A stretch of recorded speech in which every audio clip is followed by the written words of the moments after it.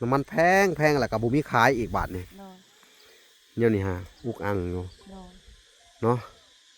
เติมน้ำมันไป2-3 แสนได้น้อยเดียวพี่น้องเอ้ยยังบ่เต็มหดถังรถซ้ำ โดย ขนาดรถจักรก็นี่รถใหญ่นี่แย่แล้วนี่เนาะ โดยในเรื่องไผ่เวลา หึ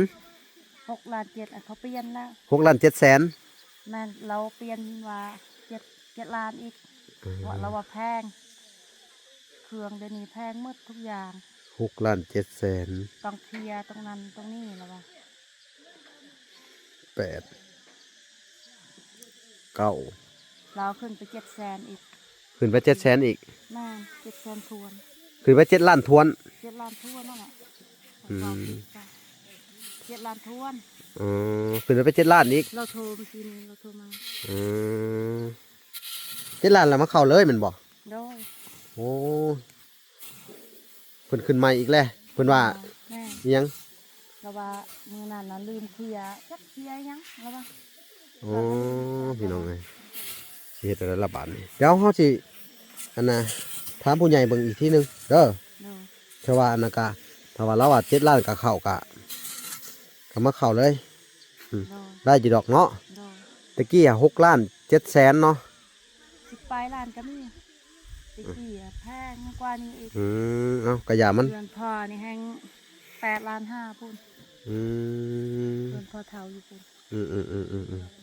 เดี๋ยวนี้แหละถูก ถือแน่เนาะ แม่น โอ้7 ล้านนี่โอเคอยู่เอ้า อืม บ่เป็นหยังก็เข้าใจอยู่พี่น้องเอ้ยในยุคนี้ โดย เพราะว่าอันน้ำมันมันแพงพี่น้องยุค มันแพงทุก เศรษฐกิจ อย่างแล้วว่า เศรษฐกิจอันน่ะในยุคปัจจุบัน โดย อันน่ะโลกมันบ่สงบเนาะ แม่น มันก็เฮ็ดให้ราคาสินค้าแต่ละอันน่ะเปลี่ยนแปลงไปเบิดหลายอย่างพี่น้องเอ้ยเนาะเฮาก็บ่ฮู้ว่าสิเฮ็ดจังไดต่อนี่แหละพี่น้องเอ้ยถ้าเอ้ยบัวสีก็โอ้ขยันเนาะทางวลากะมื้อนี้ก็มาแจ้งข่าวดีเพิ่นนำแน่เนาะก็มีทางอันเอ้ยดวงตะวันเด้อ โดย เพิ่นฝากเงินมาให้อยู่อัน2,000 กว่าเพิ่นว่าเนาะ โดย อันน่ะประมาณ 3,000 นี่แหละ แต่ว่าอีกอัน500เพิ่นก็ให้ค่าน้ำมันบ่ละโอ้ยก็ต้องขอบคุณเด้อทางอัน ขอบคุณ เอื้อยอันดวงตะวันเนาะ ดวงตะวัน แล้วเพิ่นก็ว่าให้ซื้อข้าวสารแล้วก็ซื้อเป็นมะม่วงมะม่าอิหยังนั่นแหละให้เจ้านำแน่ โดย เด้อเพิ่นว่า500ให้ค่าน้ำมันเพิ่นว่า โดยแล้วก็ ขอบคุณหลายๆแล้วพี่ดวงตะวันเด้อ โดย สาธุดีๆแฮง มีคนออกไปลักแก่อยู่บ่ข้าวสาร อยู่กุศลบ่ ถ้ามีรถไถก็ให้เขาออกไปเฮาสิซื้อเป็นอันน่ะมาม่าปลากระป๋องให้แล้วก็แก่ใส่รถไถเข้ามามีอยู่บ่ บางทีก็ อืม รถจะงานเจ้าโทรมาเด้อ เออ ที่หายืมเอ้ยน้องเท่านี้ ให้เพิ่นไปขับเอาให้แน่ โดย เพราะว่ามันจักสิว่าจังไดพี่น้องเอ้ยแต่ก่อนก็เคยใช้เบาแก้วแต่ยันนี่ก็อันยันเพิ่นบ่ว่างก็นะ โดย เนาะพี่น้องเอ้ย หมอบอกว่าเที่ยวก่อนนั้นขายอันมันมีอยู่แพงหนึ่งเน่าหมด ไข่แพงหนึง แม่น เออ เน่าหมดไม่ได้กินเลย ต้องกินบ่ทันบ่ มันแม่นกินบ่ทันแต่แบบมันแตกไปเลยแตกไปเลย มันล่าว แม่น โอ้ มันเน่า ไข่เนาะจะเอาเป็น แต่ใครเที่ยวก่อนครั้งแรกก่อนมันงาม เออ มีตรงซื้อแด แสดงว่า งาม ไข่มันด้นแหละเนาะเก็บไว้ด้นก็บ่ได้มันเน่าเนาะ โอ้ อืม ไข่มันบ่ดีแต่อาหารเขาแหละ ไข่บ่ดีแต่ห่านเขาเนาะ แม่ เดี๋ยวเขาสิเลือกเอาว่าเดี๋ยวเขาสิบอกเพิ่นเนาะเรื่องไข่เรื่องอันนี้ ต ก่ อ อน นเจ้ามาทำบิดอันงาม เออเดี๋ยวสิถามเบิ่งเพิ่น โดย อ่ะมันเป็นลักษณะใดไปเบิ่ง ปะมาแล้วมันเน่า อ๋อ แพงเลย เน่าบ่แพงมีหนอนอีก มีนอนอีก อ๋อโอ้แสดงว่ามันแตกกันแหละ เดี๋ยวมันแตกบงมา อ๋อมันแตกของเองมัน แม่น โอ้เอาไว้โดนมันก็แตกพี่น้องเอ้ย แพงหนึ่งอะยังดี อืม แพงหนึ่งเน่าเบิดแพงเลย แม่น โอ้ตัดเสียดายพี่น้องเอ้ย เขาก็ลืมบอก เออนั่นแหละพี่น้อง ไม่ เอ้ย ได้กินเลยแพงหนึง อืมโอ้พี่น้องเอ้ยเอ้าอันเอาไว้เบิ่งคักๆก่อนมันสิซื้อมาให้เด้อ โดย บ่เป็นหยังดอกเรื่องไข่ก็ได้ โดย พี่น้องเอ้ยมันไข่เก่าน้ำแน่นะของเว้านี่เฮาก็บ่ได้เลือกเบิ่งเนาะบัดนี้สิเลือกเบิ่งดีๆเด้อ โดย เอาสำคัญกับมาม่ากับปลากระป๋องเนาะ โดย แล้วก็ไข่ก็เอาอีกแพงหนึงเนาะ โดย เขาก็สิเฮ็ดตามจุดประสงค์ของทางกัน โดย ไปดวงตะวันเพิ่นพี่น้องเอ้ย เนาะ โดย เพิ่นก็โทรมาถามอยู่มันนี่ยังบ่ทันตอบเพิ่นอยู่เนาะมันบ่มีสัญญาณอินเทอร์เน็ตได้เข้ามาบ้านเจ้านี่ โดย เนาะ เอามันเป็นเปลี่ยนเป็นปลาเป็นไข่ก็ได้เวลาลูกคอยมากินไข่ลูกน้อยอะ ปลากระป๋องอะไรเพิ่นไป แม่น อาจจะเอาไข่ แม่น เอาไข่เป็น2แพง3แพงก็ว่ากันไปเอ้า ปลากระป๋องบ่เอาก็ได้ อืม ลูกน้อยคอยกินแต่ไข่อย่างเดียว โอ้โด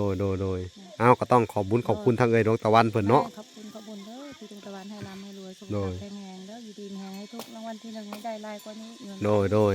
ในส่วนของน้ำบาดาลก็มันยากแน่พี่น้องเอ้ยในช่วงนี้ก็ได้โอ้รถเพิ่นบ่คือแตะกี้โทรไปเพิ่นก็มาปรับรถนี่ก็ต้องต่อราคาเพิ่นอยากได้4ล้าน5ล้านจังนี้จาก4ล้านตะกี้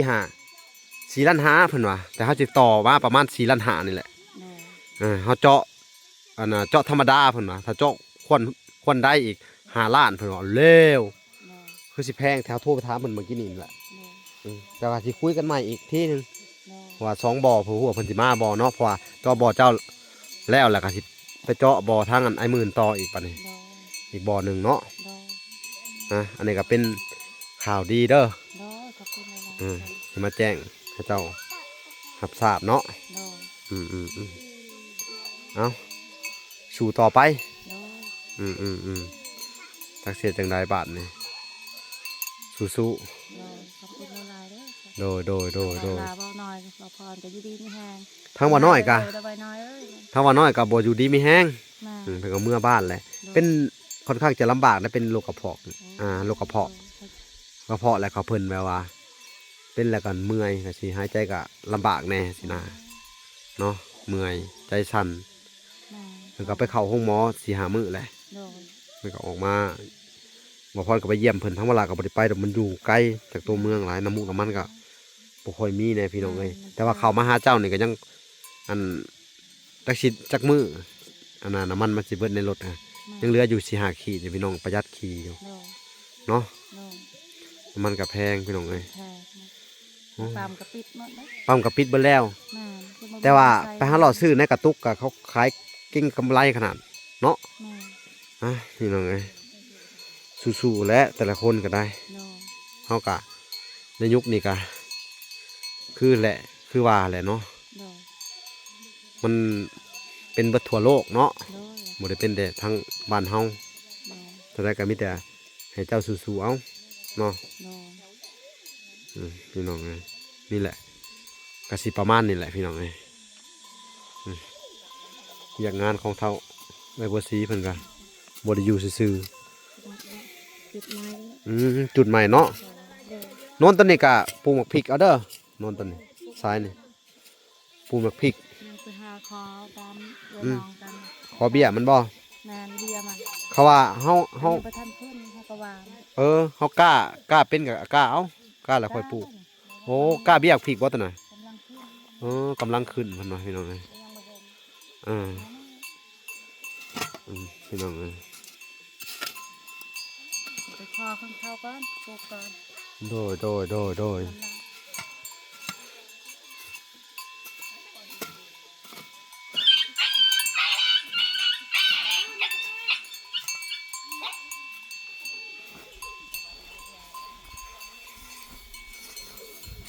ที่แก้มนี่ก็หลายพอแล้วเนาะ วางขนาด โอ้พอดีเลยใช้ได้หลายปีเติบแล้วนี่บ่ต้องเอาถิ่มเด้อเขาก็จูดแล้วก็ให้มันเป็นผุ่นอยู่นี่แหละ ได้กินพริกมา ปีหน้า ปีฮื้อจะก็ยังได้อยู่ผุ่นตัวนี้ใช้ได้อยู่ให้มันเปื่อยอยู่นี่หายากแล้วพี่น้องเอ้ยชื่อแหละของเจ้านี่ก็ทั้งล่างก็เป็นผุ่นเหมือนเด้นี่มันเปื่อยพี่น้องเอ้ยบำรุงดินได้ดีเลยนี่งามขนาดเนาะโอ้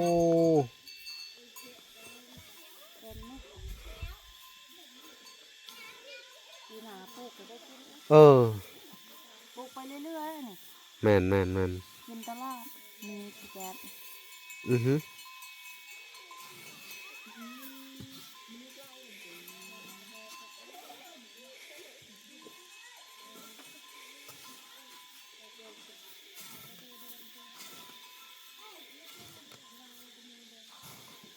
ปีหน้าจะเอาพวกนี้อีกเก็บ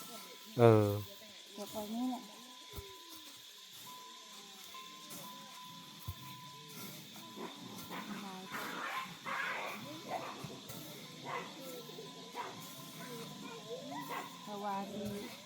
สอบยังไม่มีสอบ อืม เอาไว้ใส่ปีหน้าอีก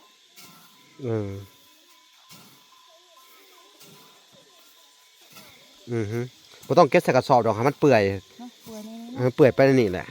อ่า อืม เขาอยากได้ก็หลายคน อืม เป็นงาน เขาก็อยากได้แล้วมันงามนี่มันก็เฮ็ดนานพี่น้องเอ้ยคักแล้วนานนี่ ดูได้ นี่นานตัวนี้มีแต่เอาขี้แกะมาโหยเลย มา อ่า ให้มันสูง เออ เป็นงาน คักอะไรพี่น้องเอ้ยเอ้าอากาศมันร้อนปะเข้าในพู้นแหละ เนาะ ทั้งเวลาก็สิได้อันน่ะจบคลิปก่อนพี่น้องเอ้ยบ่ไหวละอากาศร้อนเพิ่นก็คือสิแดดเฮ็ดไปน้ำผักผ่อนไปน้ำแน่นอนเนาะมันแดดพี่น้องเอ้ยเพิ่นก็ยามแดดมันบดเพิ่นก็ออกมาเฮ็ดเนาะยามมันแดดแห้งสิก็เพิ่นก็เข้าไปพักผ่อนพี่น้องเอ้ยทางซาบัวสีก็ได้นี่แหละพี่น้องเอ้ยน้องนอนรับเลย พี่น้องเอ้ยเอาโอเคเด้อ เนาะ ทางวลากอ่ะมา